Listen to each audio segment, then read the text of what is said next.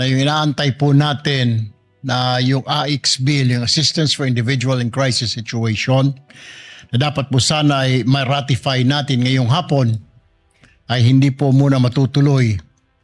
Ang sa kadahilanan po na ayaw pong pumirma ng ating counterpart sa mababang kapulungan. Dahil po sa ilang probisyon at tila hindi po sila natutuwa doon po sa kasama sa probisyon na yon ng AIX, ang anti-EPAL section. Ibig sabihin po na dapat ang pagbibigay ng AIX o ayuda ay wala ng kasamang politiko o siya mismo ang nagbibigay ng ayuda sa mga tao na ang pondo ay galing sa DSWD. Na sa totoo lamang po ay hindi naman po pera ito ng politiko, ito po ay pera ng taong bayan. Ito po yata, Ginoong Pangulo, ang hindi po natutuwa ang ating mga kasamahan sa bababang kapulungan. Kaya ayaw po nilang pirmahan at kailangan pa daw pag-aralan. So ito na naman po tayo, matetenga po ang batas na ito. Kaya nga po, ano man po ang gawin natin, lahat po tayo dito sa Senado ay pumirma na po para ma-ratify na ito. Ayaw naman po ng ating mga kasamahan sa bababang kapulungan. Sana po ay magbago pa ka ng isip dahil ito naman po ay para sa interes ng mga mahihirap nating kababayan. Isang tabi po muna natin ang interes natin, ang interes ng grupo, pansariling interes. Unahin po natin ang kapakanan ng mga kababayan natin na nangangailangan ng tulong. Yan lamang po, Ginoong Pangulo. Maraming salamat po. Actually po, yung anti-EPAL provision, hindi ho bago yan. Dito po sa 2026 GAA, mayroon na ho tayong special provision, courtesy ni Senator Lacson. Siya po ang nag-present at nag-propose nung anti-EPAL provision in the 2026 GAA. So itong pinapropose po ninyo ay in-institutionalize lang, no, itong anti-EPAL provision. So maganda ho mapag-usapan to sa mga susunod na BICAM conference meeting para mapag-usapan mabuti. Pero hindi ho ito bago at ito ay kasama po sa mga reformang in-implement ho natin dito sa 2026 GAA. Hindi po sila natutuwa, Ginoong Pangulo, na ito po ay ma-institutionalize o maging isang ganap na batas na pagbibigay ng ayuda dapat po ay wala ang mga politiko dahil ito na rin po ang hinihingi ng mga kababayan natin. Dahil lumalabas po ito ay ginagamit ng mga politiko lalo na pag malapit na ang halalan ang pagbibigay ng ayuda ng mga politiko.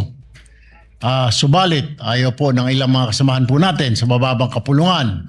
Kailangan pa po yata nila, Ginoong Pangulo, na sila mismo ang mag-aabot ng ayuda bagamat hindi naman nila ito pondo. Hindi naman po nila itong personal na pera.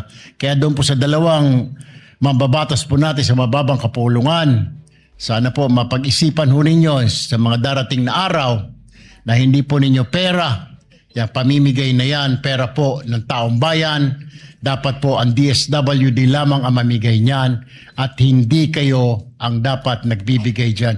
Kung yun ang inyong gusto, na pagmumukha ninyo ay makita ng sambayanan ang pagmumudmud ng pondo ng taong bayan, bahiya naman po kayo dahil hindi nyo po pera yan, pera po ng taong bayan. Yan lamang po, Ginoong Maraming Pangulo. salamat. I'm sure po sa BICAM mapag-uusapan ho yan at nakikita ko naman po na maganda po yung layunin ng proposal po ng ating Senado. While we waited for several minutes for our counterpart, the lower house to sign that AIX bill, unfortunately, we are on a deadlock. Ayaw pong pirmahan at gusto po nilang nakikiusap po na pag-aralan pang mabuti ang ilang probisyon ng nasabing panukalang batas. Partikular po ang Section 17 kung saan nakasaad po doon na bawal po ang politiko mamigay ng ayuda, lalo na po ng DSWD. Pag-aralan daw po nila doon. Hindi ko po maintindihan kung ano pa pong pag-aaralan pa. The section says, clearly specifies na bawal po ang isang politiko na mamigay ng ayuda na galing po sa DSWD mismo. Yun po yung pinagkatatalunan po namin kanina pa po. Unfortunately, we end up nothing. When we waited for them, they also waited. Pero meron pong ilan sa kanila na ayaw pong pirmahan ito dahil kailangan pa daw pag-aralan. Hindi ko maintindihan, Ginoong Pangulo, ano pong pag-aaralan doon? Is it because natatakot po sila na finally, after so many years na ginagamit itong AIX na ito, para gamitin sa pamumulitika, ititigil ng batas na ito? What is wrong with that, Mr. President? I don't see anything wrong na pagbabawalan na politiko na mag-distribute ng pondo na DSWD for his personal gains. Well, I don't see the logic, Mr. President. Number one, hindi po natin pondo yan DSWD, AIX na yan. Hindi po dapat ginagamit ng mga politiko yan. Dapat ang DSWD ang namimigay lang yan o ang executive department, ang Pangulo, dahil siya po ang head na lahat ng agencies. Ito po ang nagiging problema, Ginoong Pangulo. So, nais ko na lamang po siguro pag-usapan po natin sa bicameral conference po ito, BICAM, para ma-ironed out ho itong mga gusot na ito. Pero ito lamang po ang Section 17 na ayaw po nila at pinapaalis po na hindi naman po tayo pumapayag dahil inaprubahan po natin dito sa Senado na ilagyan po yung clause na yan. At ginawa na po natin yan last year during our BICAM sa budget. Sinama po natin yung clause na yan na walang politiko ang dapat mamigay ng ayuda. Ginagawa lang po nating batas na ito, Ginoong Pangulo. Ayaw po na lang pirmahan. Ayaw po nilang aprubahan. Kailangan daw muna nilang pag-aralan. Ano ang pag-aaralan dito, Ginoong Pangulo? What is there to study, to review? Na yung politiko wala doon sa pamimigay ng ayuda.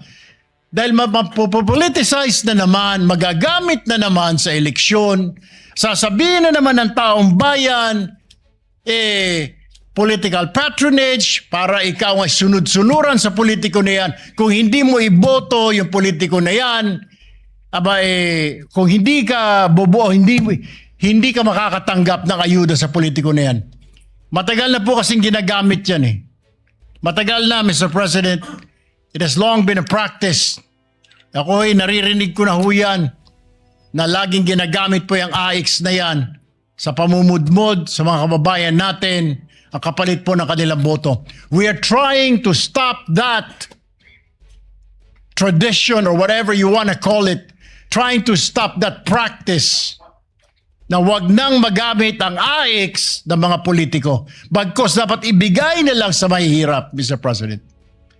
And I'm sorry, Mr. President, that all of us waited for several hours hoping that our counterpart would approve that. Unfortunately, it did not happen today.